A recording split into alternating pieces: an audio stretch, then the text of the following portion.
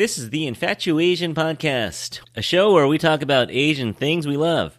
This is Curtis, and on today's episode, we'll be talking about the Netflix Christmas movie, Love Hard.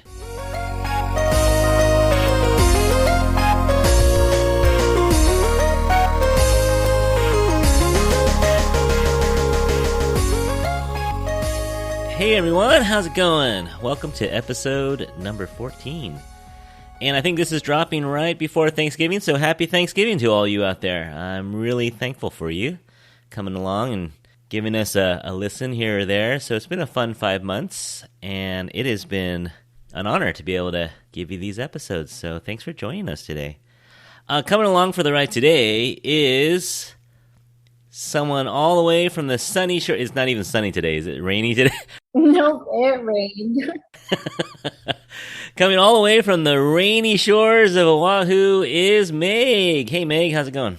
Hello, all the listeners out there. We have a few in Hawaii. I don't know them all personally, but, I have analytics so I can tell where people are downloading. So we have a few folks. I don't know what island they're on, but it says it's in Hawaii. Cool. Maybe on Oahu. That's where I am. Yeah. I was thinking about doing a Hawaii show, so we might have to call you again, Meg. Yeah, that'd be fun. All the places to eat, all the things to see. Yeah. Do you ever watch a YouTube channel called Hello from Hawaii? I have not heard of it. It's this guy named Chris, and he's on Oahu also, and he's been doing it for a little while now. And we did an episode on YouTube channels that we like, and I mentioned his because it kind of gives you the lowdown on what's it like to live in Hawaii. How expensive things are. And, it's very expensive. And so yeah, that's a big theme for him. Mm-hmm. But I reached out to him to see if he would come on with us, and he said maybe. He gave me a solid maybe. So maybe in the spring, as people are making their vacation plans to go to the islands, we'll do a Hawaii episode. Yeah. All right. So a little bit more about Meg. So you grew up in the Bay Area. You're a Bay Area kid. And then you went to San Diego for college. You just kept getting warmer and warmer. Everywhere you went got warmer and warmer. I did. Now that I think about it, I left the fog and tried to find some sun. And then when you went to Hawaii, did you know that was going to be like a forever move? Or was it kind of like, I'll give it a try for a little while? In my head, when I made the move, it wasn't a forever move. It was I graduated college and got offered a job. So this makes sense because you need a job when you graduate. You do. But now the job that I'm in has a lot of benefits for long-term working. So if I do the 10 years, I get the loan forgiveness. So I'm in it for the loan forgiveness now. Yeah. So it's been, 2 years? No, it's been more than that. How long have you been? I'm coming on 6 years next May, so I'm at 5.5 now. Holy moly, that's longer than I remember. All right, so we'll see. It's not a bad place to hang out for 10 years, yeah? It's not a bad place to be, and I think I go home often enough that I get the fix of In-N-Out every now and then, and then I come back. You get your Disney fix? Oh, it is the Disney fix, and then I come back. Let me go through a couple listener emails here, Meg. So you don't know these people, but we'll talk about them a little bit. Thanks for writing in. We got some emails in the last couple episodes. We had Rebecca write in, and she said she enjoyed listening to Justin and I talk about some Giants memories. Meg, you still follow the Giants? You do, right? I do, but it's hard to catch games with a time difference. So I keep up with the scores and what was going on and the general flow of things. And I was really excited about this past season and really let down with that last game. It fizzled out, yeah. But I do try to keep up. But if you listen to our baseball episode, we had an episode on Asians in baseball. And we actually talked about a couple Hawaiians. We talked about Colton Wong. And this other guy named Mike Lum, also a Hawaiian. So a couple Hawaiian players in the MLB. But Rebecca wrote in, and she enjoyed hearing us talk about some Giants memories because she's in LA right now. So it's always nice to hear some folks talking about Giants baseball down there. And she liked the history we gave about this guy named Harry Kingman, who was actually the first Chinese-born player, even though he was not Chinese. Oh. His parents were missionaries, and he was in China in the 1800s. Yeah, so he was born in China, but he was American. Margaret wrote in and she said she liked our baseball show also, and she recommended a Netflix show called The Battered Bastards of Baseball. It's on Netflix right now, and it's about a minor league team in Oregon. So thanks for that recommendation, Margaret.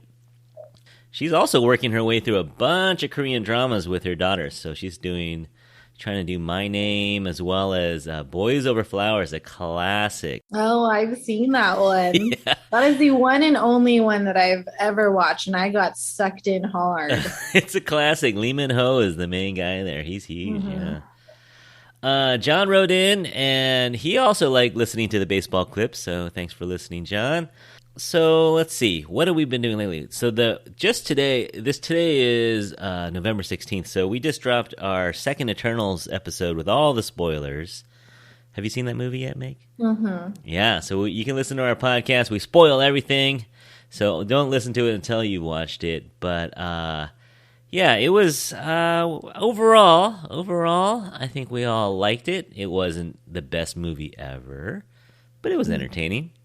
But it's definitely fun to go to the theater, right? It's always good to see something big like that. Get popcorn. That was my favorite part. And see some Asian faces, right? That was nice to see some Asian faces on the screen. Yeah. Gemma Chan up front and center, too. Love Gemma.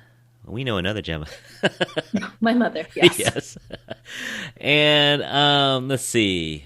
Yeah, if you listen to our podcast, you can hear Brian go on a little mini rant about how Asian men in Marvel movies always get friend zoned for some reason. They never get the girl. So Gilgamesh, Shang-Chi, not getting any love, man. Always friend zoned. I think in the end, Shang-Chi was getting there. It was. I think that would be weird, though. Honestly, with Awkwafina, I think that'd be weird. Because they were, if you're totally homies with someone and then you can't just say I like you all the time. We'll have to wait for the second movie. See where the characters go. We will see. That would be, I don't know if that'd be a fan favorite, though. I think people like him as best friends, but we'll see. So anyways, that was just kind of a funny take that Brian had that, man, it's kind of messed up what they did to Gilgamesh, but I hope you enjoy listening to that one, everyone. Shout out to some guys I've been chatting with online a little bit. They also do a podcast called the Worst Asian Pod, and they actually did a whole episode on interracial dating. And don't let the name fool you. The podcast is pretty fun, and so give those guys a listen. Linja and Ben run that one out of Queens, New York, called the Worst Asian Pod. So go give them a listen. They're pretty funny on the ride into work.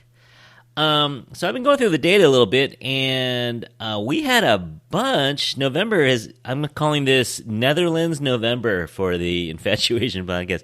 We had a bunch of downloads into the Netherlands, so that's exciting. Also, some folks in UK started listening, so hello out there. I don't know how to say hello in Dutch. I got to learn a little Dutch. But hello, everyone over there across the pond. Exciting to see you guys listening, and if you ever come to the Bay Area, give us a call. We'll hang out. One of our folks on Instagram, her name is Fauzia. She was like, "Hey, I'm in Netherlands," so she's a listener. So hello, Fauzia, out there. I hope I'm saying your name right. But for all you Dutch listeners and expats maybe listening in the Netherlands, thanks for listening. All right, so we are back with another single episode. We're not going to do 2 episodes on this one. We're just going to do one, and this time it's a rom-com. I think this is the first rom-com we've done. We've done Korean dramas, we've done dramas, and Marvel stuff, but we've never done a rom-com. So that's exciting. And anytime something jumps up on Netflix's top 10 that has some connection to some Asian themes, we're going to take a look at it. So I was trying to think who could come along and co-host with me, and I immediately thought of Meg, because every year around this time, correct me if I'm wrong, but every year around this time I start to see stories on Meg's timeline that have Christmas romantic comedies. Is that kind of your thing this time of year? You start to get in the mood for rom-coms and stuff? It is, and it's funny you mention that, because I did post something last night where me and my sister have begun our challenge that we have to see who watches the most movies, the holiday, Christmas, Hallmark, Lifetime. Mm-hmm. Netflix has been popping into that game too. So now Netflix has a lot of holiday movies, but We compete to see who watches the most. And I don't know how, but my sister beats me every year by at least 20 to 30 movies. She just Whoa. has them rolling in the background, playing all day long. So I try to watch the quality ones. She just goes through all of She them goes for possible. quantity. Hmm. Yeah. So when did this start for you? Is this like a high school thing, or when you're a little kid watching Hallmark, or? No, probably not till college or even after college. In college, we didn't have TVs in our dorm room. I think by senior year, I had a TV, so we were watching more movies. But it was something where we saw that a lot of things were coming out. So you have a lot of different options, you have a lot to choose from. And if you know anything about Hallmark, I think they try to pump out a new movie every day or at least once a week. So they're making movies. And so you have a lot to choose from. And we realized that I think we'll get into this more later, but Hallmark movies, very predictable. You know, there's going to be a happy ending. That's the Uh-huh. type of thing I like. As much as I love the Marvel movies, you know, sitting on the edge of my seat is not the fun, cozy thing I like to do at night after work. So getting to watch a Hallmark movie is like, oh, this is relaxing. This is easy to watch. You know, it's going to be a good ending. I don't have to be anxious the whole way through. That's good. So that progressed now into our competition that we have.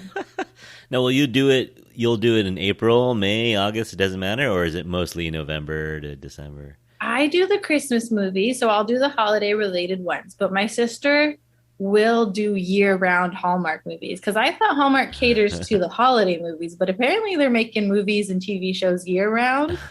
So even when it gets to the end of December, they shift from Christmas themed movies into Winter Wonderland or uh, ice themed or Frozen. So they go year round and they do Valentine's Day ones.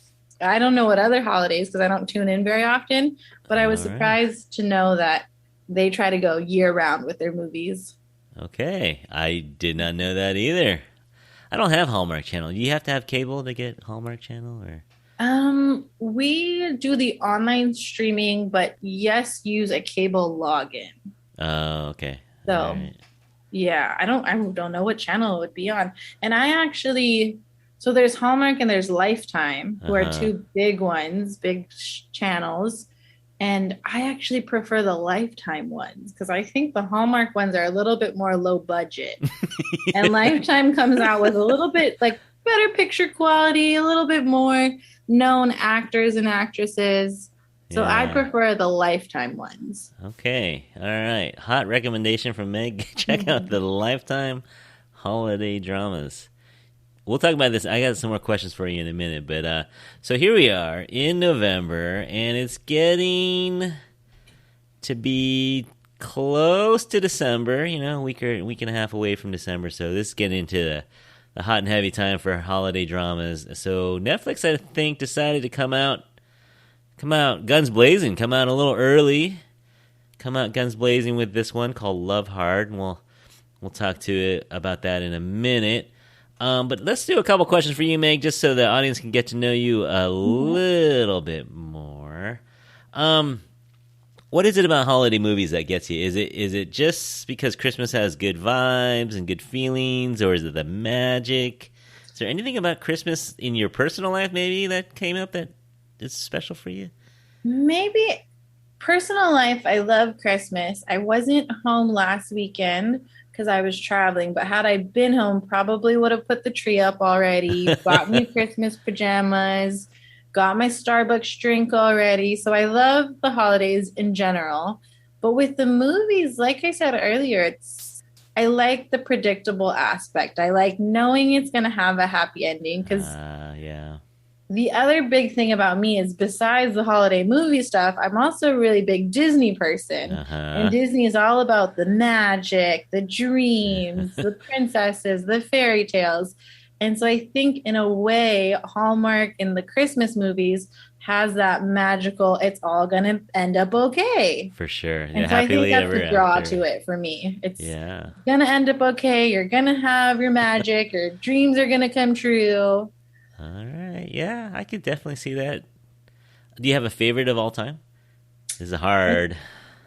It's funny because my favorite is not even a Hallmark or even a rom-com.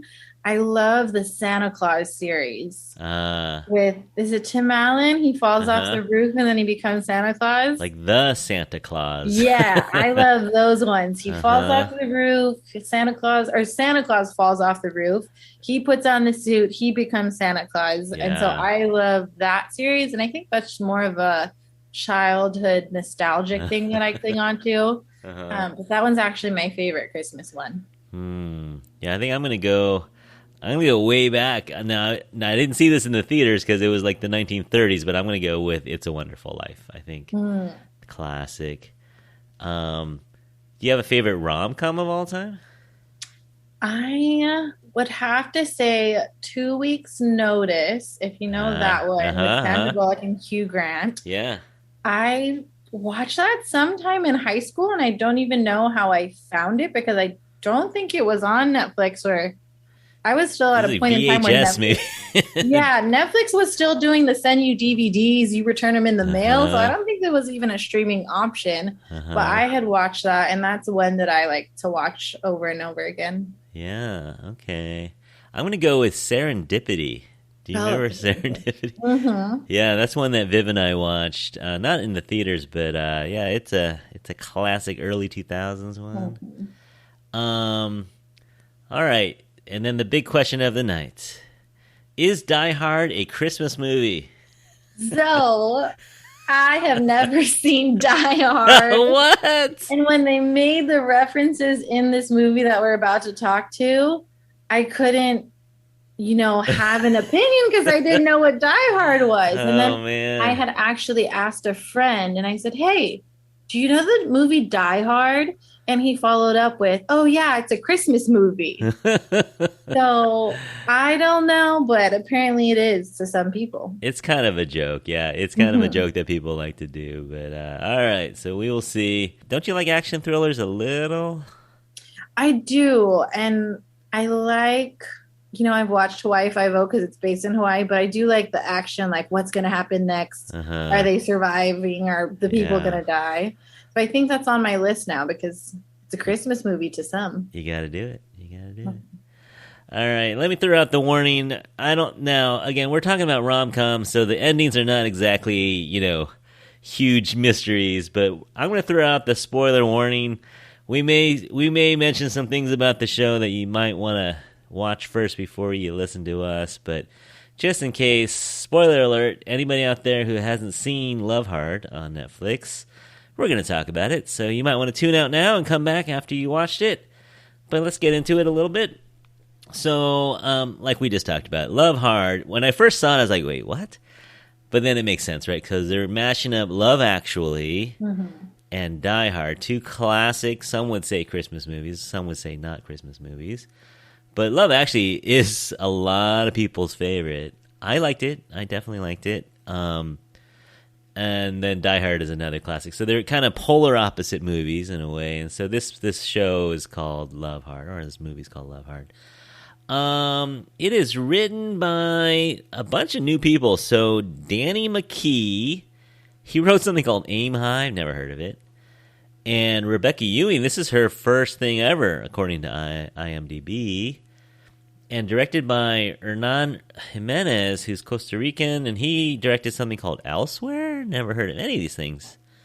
So I think this is a pretty new crew. This is basically a new crew working on this, writer and director. And it's done by Netflix, so you talked about budget and whatnot, but anything that Netflix does, they will throw some money at it. So it looks good. It looks slick. They have a good soundtrack. They have some actors, right? Do you know these people? So Nina Dobrev, everyone knows her as, well, a lot of people know her as Natalie from this one, but now she was also in Vampire Diaries. Do you ever watch? Elena in Vampire Diaries? Main character? Yep. I've never watched it. Have you ever watched that at all? I watched up until I think she becomes a vampire. I'm really bad at following through on series, so I get about halfway through the seasons. Well, that's more than I've ever watched. And also Degrassi Next Generation. Oh, I think that was like long time ago. So I think she was pretty young in those ones. Yeah. Is she about your age? She's probably about your age, right? No, I think she's older, probably in her 30s, but she Uh, never ages. So she yeah. looks like she's my age. But Okay. All right. And then Jimmy O Yang, he plays Josh. He's famous for Silicon Valley, which is hilarious, and Crazy Rich Asians, and he's a comedian, so mostly known for comedy stuff. I think this is the first like serious role he's ever done. I've never seen him do anything kind of serious. Well, I mean, it's not totally serious, but he plays kind of. Well, we'll talk about him when we get to the plot. And then Derek Barnett. Have you ever seen Darren Barnett? Have you ever watched Never Have I Ever?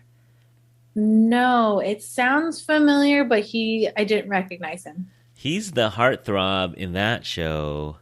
He plays Paxton Hall Yoshida. So he's kind of like this. If you ever watch the show, he's like the Dylan from 90210. If you've ever watched that show, he's kind of the guy, the too cool guy, but he's got a heart of gold. You know, he's a nice guy, and he plays that character in that show. And then, of course, we have Harry Shum Jr., which everyone knows from Glee, as well as Crazy Rich Asians. He's going to have a big part in Crazy Rich Asians too, which I know If they you're ever looking make a forward to. movie, if it ever happens. I hope, right? You're a big Kevin Kwan fan, right? Aren't you? Yes, I read the books and he will have a really big part. And he was actually credited in the end scenes of the first movie when he was only in the 30-second clip Yeah. at the very end. So Yeah. they're So- hinting at it. He's got a big part in the next one. Him and Gemma. That'll be cool. Hopefully, if it happens. All right. So right away, I think this is kind of groundbreaking a little bit. We have 3 Asian male leads, right? Like this is. I don't think I've ever seen a rom-com with 3, not made in America at least, with 3 Asian male leads, and so they're all supposed to be the hot guys, which is kind of a new thing in a rom-com. Maybe except for Jimmy O Yang, but spoiler alert, he actually ends up getting the girl in the end, so Yeah. that's good. That's good. But yeah. So any thoughts on the cast, Meg? You don't know them that well, I guess. Besides the one who played Tag, I recognize the other ones and even recognize the dad in the movie from some other things that he had done. So I don't know if it's being Asian and being excited about Asian actors, so being able to recognize them, or if they're getting bigger and so therefore they're recognizable. But yeah, so people that I recognize and then paired alongside Nina Dobrev, who I feel like is also pretty big in the world. So it wasn't kind of one really big actor, some little people with their first shot.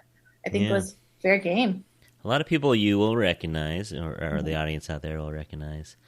And I don't know. I haven't read anything. I haven't seen anything about. Someone had mentioned that they didn't have this be an Asian cast at first, when it was just an idea. You know, the authors, the writers are not Asian at all. And so someone had said they hadn't written it in as Asian, and then they changed it to add that little wrinkle to it, which I'd like to read more about that if that's true. But Yeah. I haven't heard If anything. that's the case, it would be interesting because I'm seeing a lot of all or nothing with the Asian cast sometimes. So, you know, with Crazy Rich Asians, it was all Asian. And then in some other movies, you're saying like, oh yeah, let's really heavily put the Asian characters. And so to get a mix would be interesting. Yeah. And their intentionality behind how they cast would be interesting to know. Yeah, I'm curious because so just to get into the plot a little bit, the plot starts out and it's a classic kind of Cyrano de Bergerac story where you have a guy who may not be as physically attractive as other guys, but he's smooth with his words, right? And he's able to win win a woman over with his words. But then when it comes to physical attractiveness, it's not necessarily there. And so I'm wondering, I guess I just wonder if they just thought making him Asian would be a little bit of a thing. I don't know what the thinking was on that. Yeah, because the plot didn't have anything Asian specific tied to it. So Mm-hmm. they could have cast, the main actors any ethnicity. It's not like they had hints of Asian culture throughout the plot line. So they could Mm-hmm. have cast anyone. Yeah. Yeah. So I don't know. And I don't know how I feel about that. It's kind of like, Yeah, because if uh, going into the storyline, it is about a guy who fakes his looks, knowing kind of he has this insecurity about how he looks. Maybe he's not as attractive as this other guy, so he uses a fake picture on the dating app. And so that just ties more into, oh, are Asian guys not as cute? Did he have to look like someone who didn't look more Asian? yeah. Yeah, I don't know. I don't know. I have mixed feelings about it. I mean, it's good to see him on the screen, right? And Hmm. and the other guys are apparently heartthrobs, right? The Harry Shum character Yeah. and the tag character. He's Happa. And so that is a plus, right? You have these guys that are attractive, but then the butt of the joke is that womp womp womp. It's an Asian guy with with the glasses and the single eyelids, a little shorter, Hmm. like not physically, and that's kind of like, yeah. I mean that's not a great thing. Yeah, it makes you wonder, is it because he's Asian or because he's not the most attractive guy? Yeah, So, yeah. So I don't know. So write in, everybody, listeners out there, if you have thoughts on that, how did you feel about that? Write into us. Let us know how you felt. But okay, so basically the plot is Natalie is never lucky in love. She's gone on a bunch of bad dates, and so she meets this guy online, and he looks perfect, and he's interesting, and he checks all the boxes for her.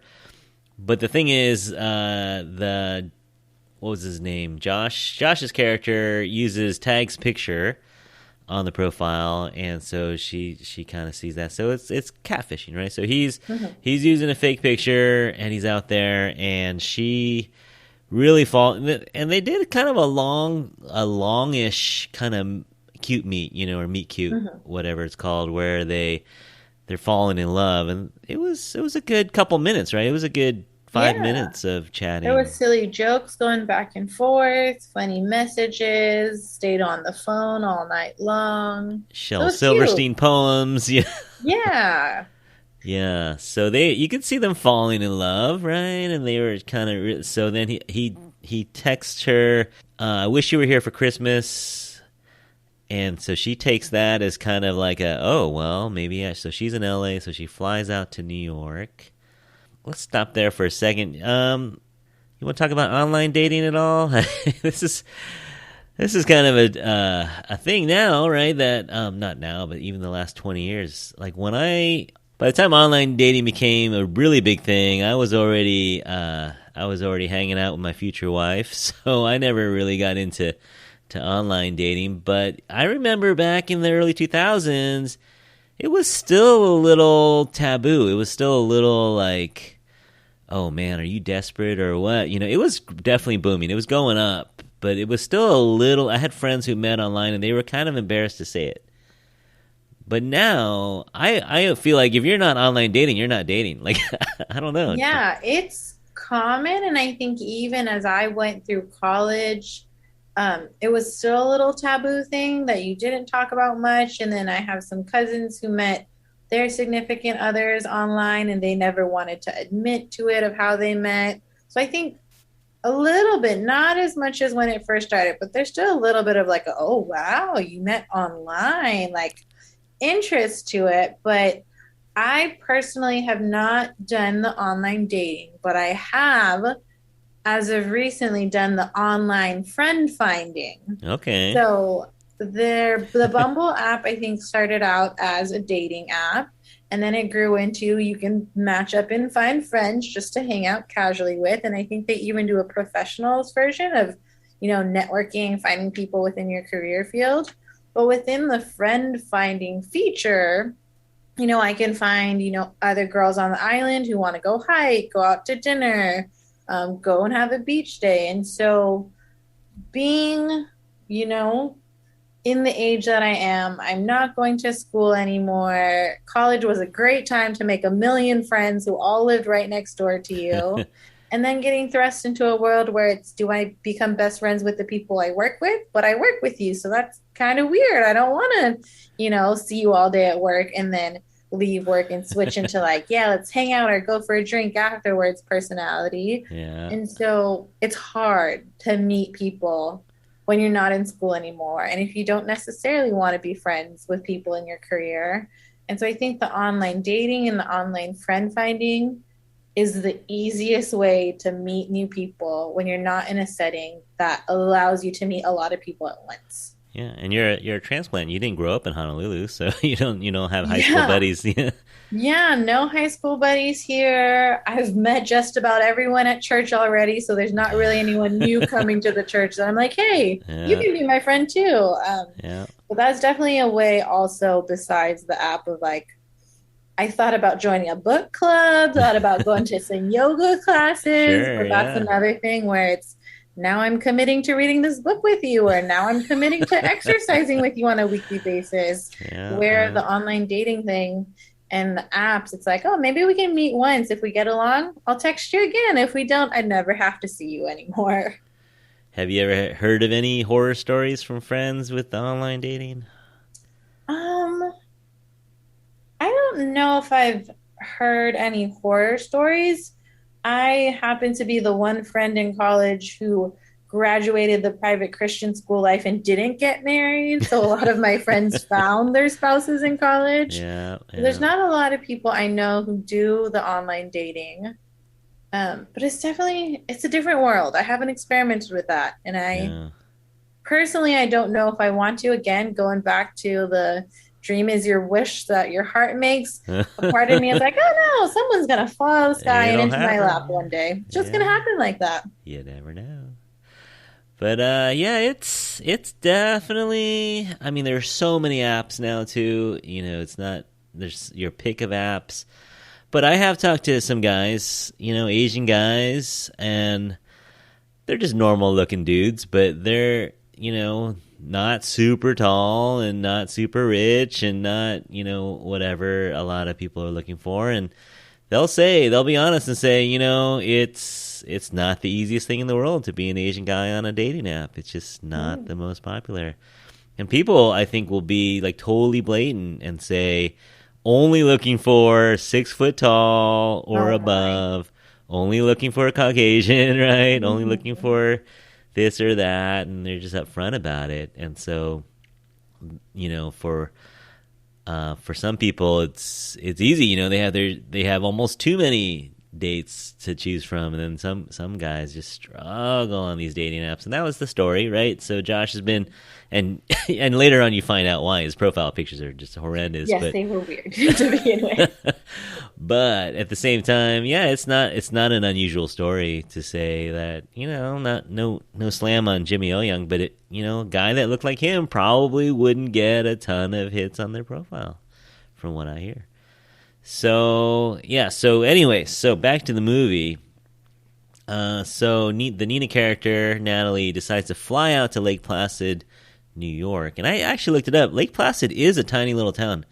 It's like 2,300 people. It's really dinky. And even though it's famous for the Olympics, it is a really small town. So she flies out there, and then she knocks on his door, and then his mom answers it. And she's Caucasian, and then his dad's there, and grandma's there.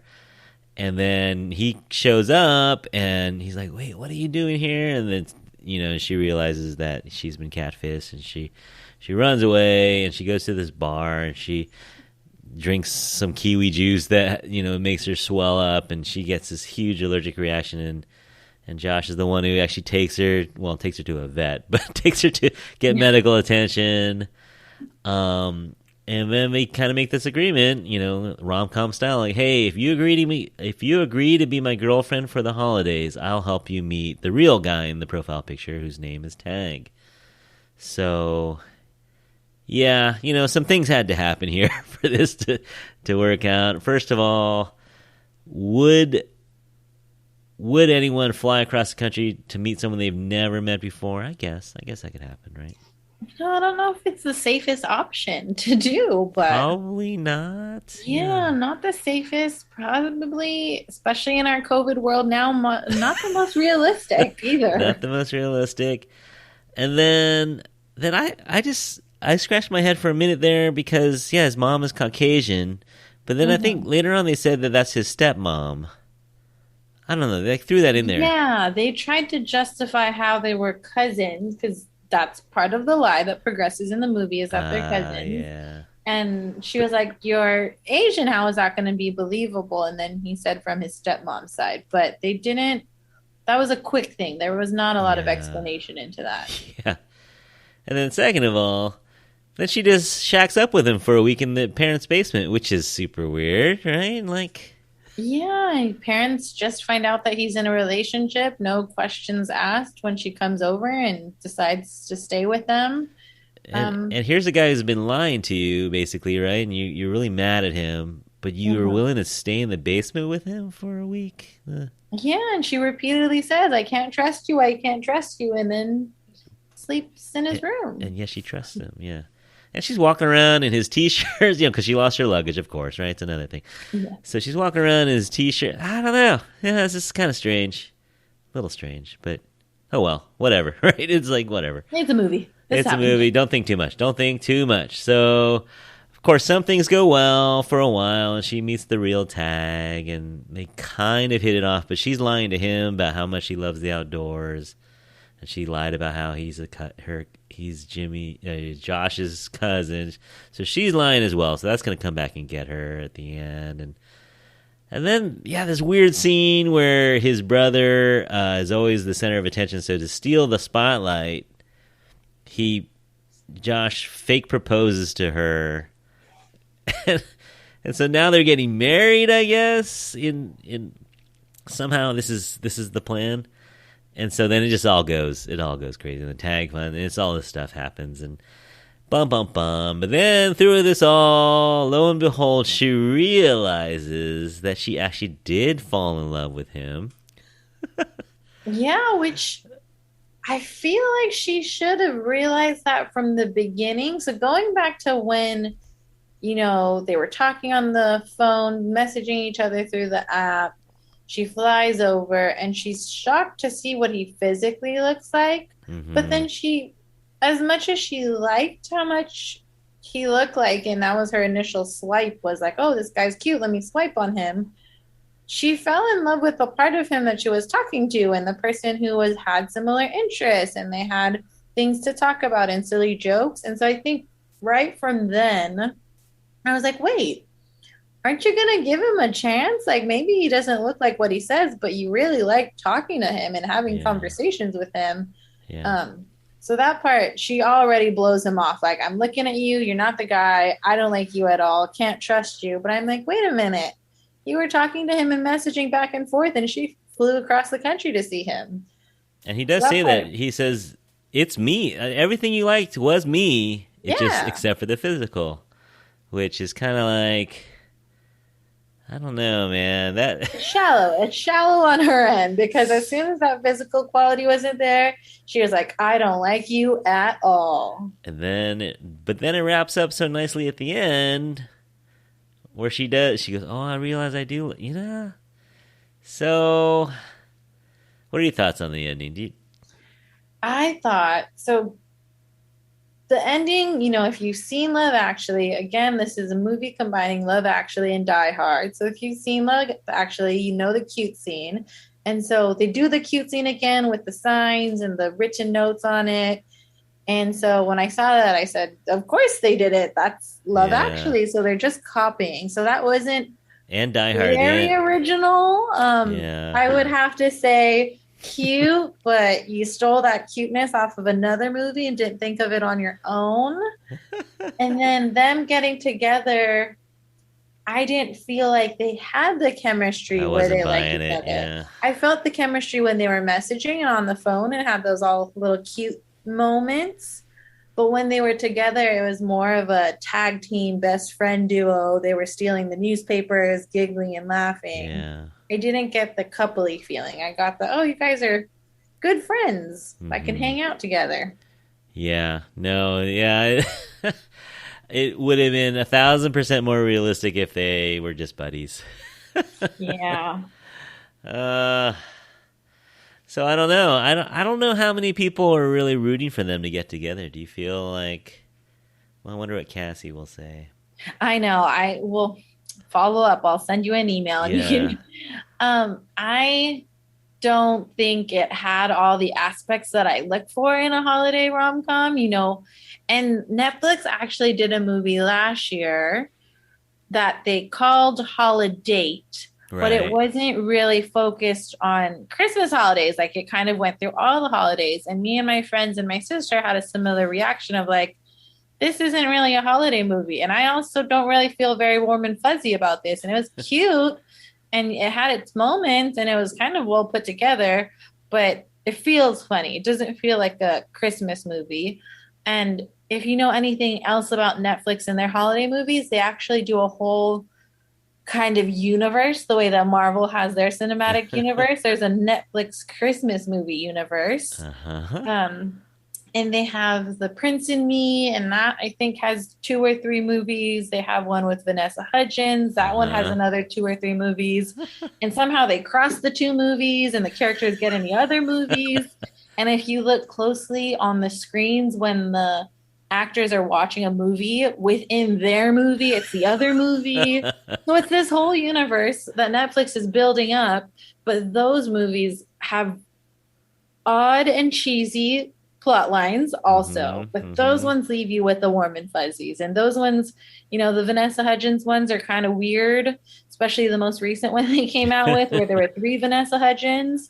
But that one, you're rooting for the couple. Like you want them to get together. You see they're struggling, but you're like, no, you're going to end up together in the end. And then with this one, it would have been fine if they didn't end up together. I know. That would have been such a slam though, but yeah. I don't know. Yeah, would you recommend it?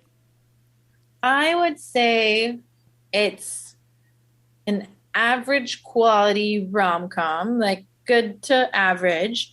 In terms of the holiday movie, me and my sister with our competition, we have a ranking system. So it's 1 to 5 trees. If we really hate it, we give it no Christmas trees at all. Oh man. And so 1 Christmas tree would be like, okay, it's a Christmas movie. You were cast during the holidays. You have the lights and everything in the background. You were a movie. That's a 1 Christmas tree. You move up in the Christmas tree scale if the plot line was good, if the characters get together and stay together.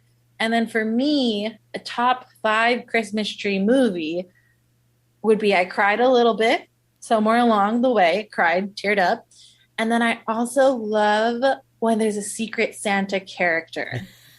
So when either it's not always Santa Claus himself, but you have this character that's able to, you know, make you travel through time or make things come together, or like they blink and something appears. But I love when they can feature in a little bit, like he has the Santa magic and they could do that kind of stuff and Santa helps them get back together. And sometimes it's just like a little boy, or sometimes it's this grandpa. It's not always, you know, the old guy with the beard, but it's a little wink. I think and those a are smile. fun little pieces of the holiday movies. So no Santa in this one. So no Santa. What would you give it out of 5 trees?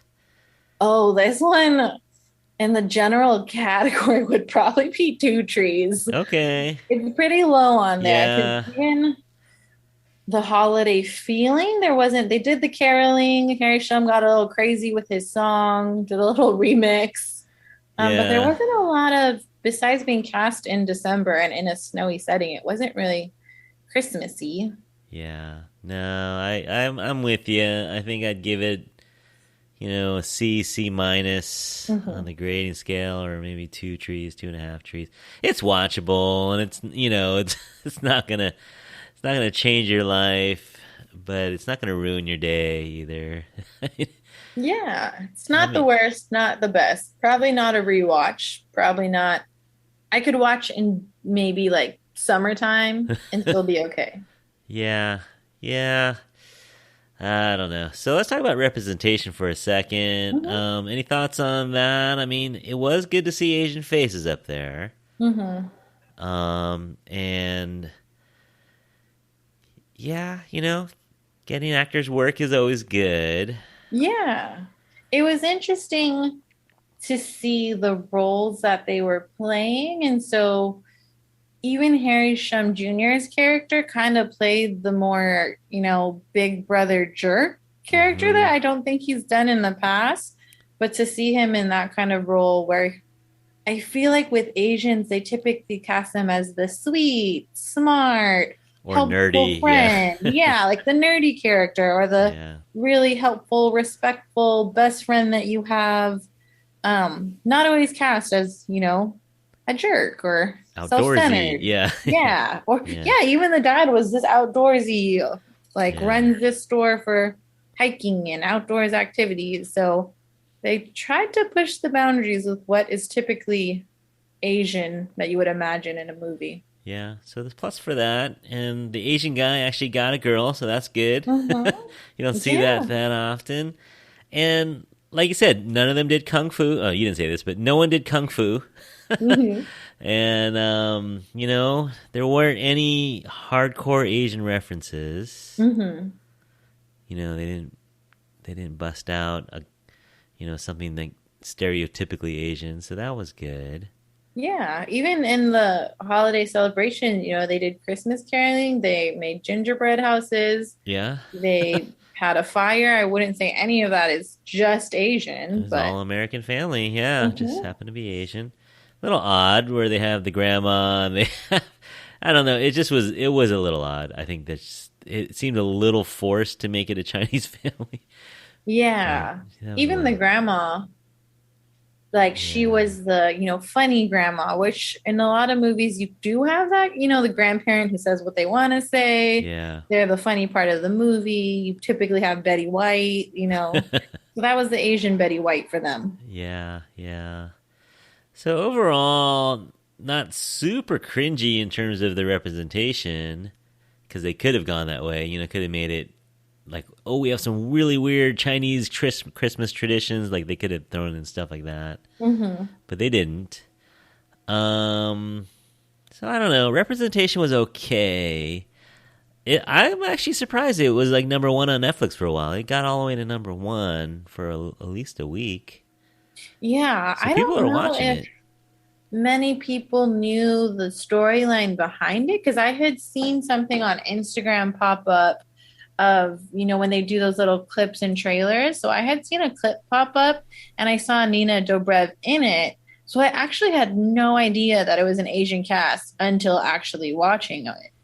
So Hmm. I just thought, oh, Nina Dobrev gets catfished, and that's what the movie's about. And then come to find out who else is in the movie and the cast that's in it. I don't know. I mean, yeah, solid C for both. Like C Yeah. for plot and execution. Also C for representation. Maybe a little higher. Maybe a B for representation. Yeah, they tried. They tried to include people. They got some different familiar faces, but I wouldn't necessarily say they tapped into the Asian culture very much. Yeah, but in a way, I'm almost glad for that. But at the same time, it's kind of like it's there. You probably should explain it a little bit. The fact that wait, what? He has a stepmom. Like, what is happening? Like that. Mhm. That kind of stuff was a little unexplained, and he has a little bit of an accent. A little bit of a Chinese accent. Mhm. So that's a little odd. It was a little odd, but oh well. You know what? It's not going to cure cancer. It's not going to win an Academy Award. But No. if you're home on a Saturday night, it's chilly outside, you're just eating something warm, and you want to watch something to kill some time, it's not a bad watch. Yeah. Yeah. All right. Well, thanks for talking with me about this movie. No problem. It's so funny for those of you out there. I was like, "Hey, Meg, you want to do an episode with me?" And I guess I forgot to tell you what we were watching. Yes. You had just asked about holiday movies in general, so I was scratching my mind thinking about which Asians were in which movie and what did they play and what was the plot? And I had to call my sister and be like, Cassie, are there any Asians in any movies we've seen in holiday movies? Nope. And she had the same thought that I did of, oh, if there is an Asian, it's probably just a friend or a side character. It's not typically the main character. Right. Yeah. No. So that was funny. You're like, so what are we watching? I'm like, oh, I didn't tell you. Yeah. So Meg had to squeeze it in right before she watched it a day ago. You watched it yesterday? Last night, yeah. Okay. So thanks for doing that. And then No now you problem. can compare notes with Cassie on the way to the beach, maybe when you're going. She's a lot more critical than I am, so this will probably have no treats for her. It'll be a Okay, 0. zero. Yeah, let me know. Text me her tree rating on this one. Yes. All right, so that wraps it up for episode 14. Thanks for coming along, Meg. Yeah. You can go get some dinner now. I know, 2 hours behind, still early, 6:30 here. And well, this time of year it's only 2 hours. The rest of the year Yeah. it's 3 hours. Right? Mm-hmm. But hey, everyone out there, thanks for listening. Did you watch Love Hard? And give us your thoughts. Write into us. You can write to us at infatuasianpodcast@gmail.com and give us a follow over at Instagram or Facebook at The Infatuasian Podcast. And I'll put all these details in our show notes. We do new episodes every Wednesday, and sometimes we do 2 episodes a week. So who knows? You may get another one coming up soon. You don't know, so you might want to follow us on Instagram so you know when these episodes are dropping. Just to let you know, a little heads up, we are going to take a 2-week break at the end of December for the holidays. So that might give you a chance to catch up on some of our old episodes. Yeah, so go check out those episodes. Follow us wherever you get your podcasts, on Spotify or Apple Podcasts. Hey, if you're listening on Apple, give us a rating. Give us a 5-star. That'll help us out a lot. So until we talk to you again, on behalf of Meg and myself, we hope you're all happy, healthy, and safe out there. Happy Thanksgiving, everyone, and talk to you soon. Bye. Bye.